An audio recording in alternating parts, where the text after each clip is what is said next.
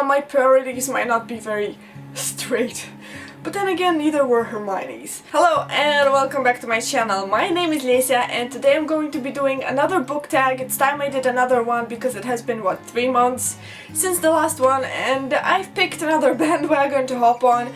It's long gone, so I'm going to be running after it for quite a bit. I'm about to share with you my favorite fictional boyfriend list. This is one of the best and most ludicrous ideas of booktube I have ever heard, but then again we have to admit that we girls really like to sulk thinking about major heroes and wonderful guys and fellows from books that we just adore. So I couldn't help myself, you know, it's really hard. By the way, this tag was created by Rachel Reeds, who I'm going to be linking down in the description, so check out her original tag video if you feel like it.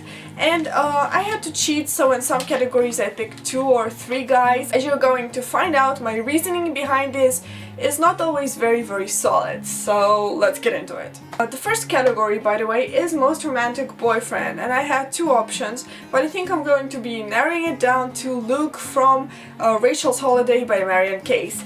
If you don't know the book, it's like this contemporary novel about Rachel who gets sent to this rehabilitation center for alcoholic and drug addicts.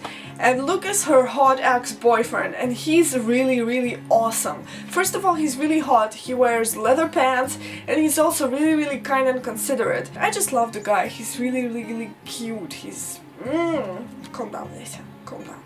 Second category is dark and moody bad boy with a good side. And there's no competition at all in this category. I picked the dragon from Naomi Novik's novel Uprooted. And this is one of the best characters and one of the best reads of 2015, and Dragon has been amazing in it. I know some people don't like him, but I'm just all in for that type of person. First of all, he's a magician. Second of all, he's 110 years old or something, but actually deep inside he's not that mature or adultish. He's a brooding, sulking, silent kind of type who can also be kind of harsh and cruel when speaking, but deep inside he's a really nice person, and he also makes flowers bloom, you know, when love is in the air, just flowers everywhere.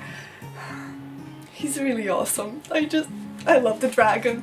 If you haven't read this book, go read it. Third category is paranormal boyfriend, and I've had so much trouble thinking up this one because I don't read paranormal, I don't really feel attracted to the genre, so I had to think on it a bit, and I came up with 2 options. Neither of them are quite from books in the conventional sense. First of all is the 10th Doctor from Doctor Who, and of course David Tennant Doctor. Please tell me I'm not alone in this, because I won't believe you if you say you don't like him, because he's amazing. Who wouldn't like to hang out with a doctor who can move through time and space in his beautiful TARDIS, just bigger on the inside, and just, you know, hang out and do cool stuff? Perfect! Just perfect. Sense of danger in the air. Anyway, it's perfect.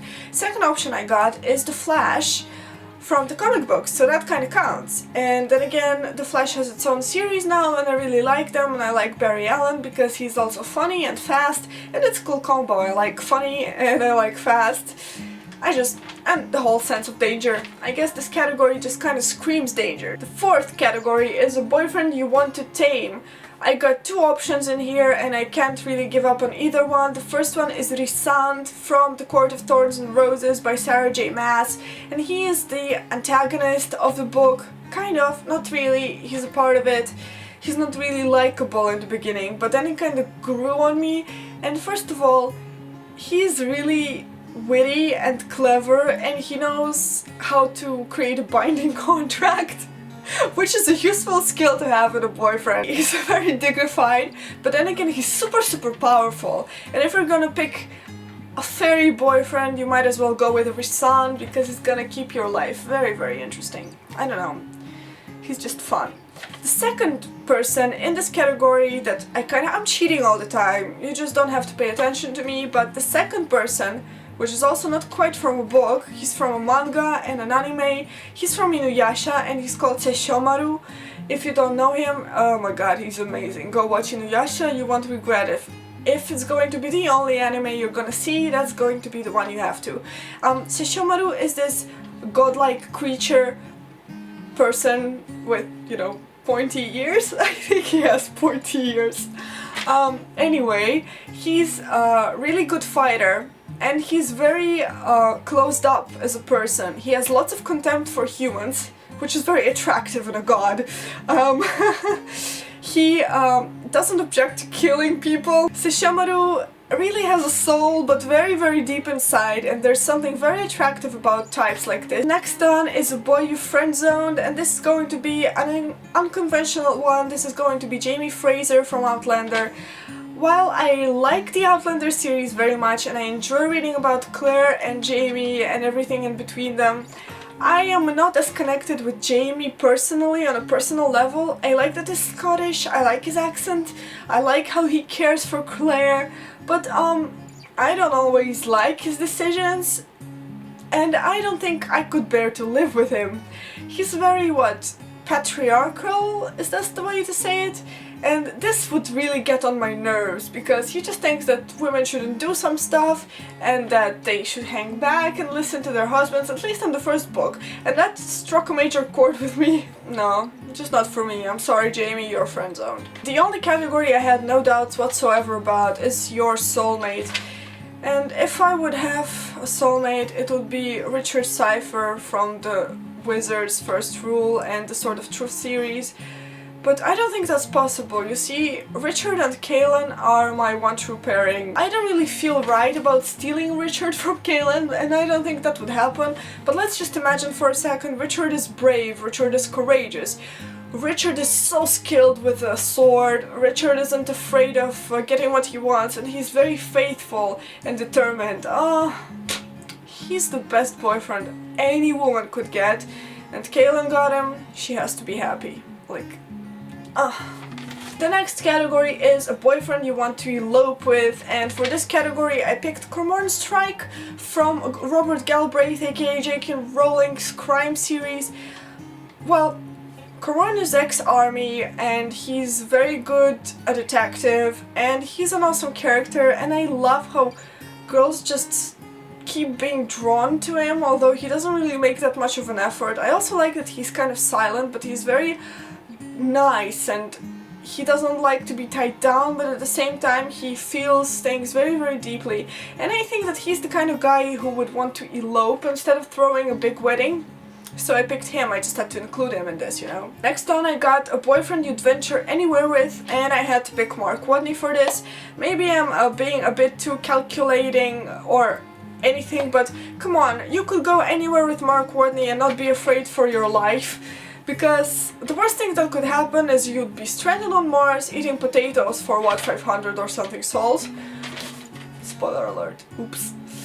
Anyway, that's the only part of the relationship that might not work out, because I'm not okay with eating potatoes for so long, but you know, it's Mark Watney, so his sense of humor might kinda compensate that. Next on we got a boyfriend you'd want to be stranded on a desert island with, and for this category I was also kind of thoughtful and calculating, so I picked John Galt from Atlas Shrugged by Ayn Rand.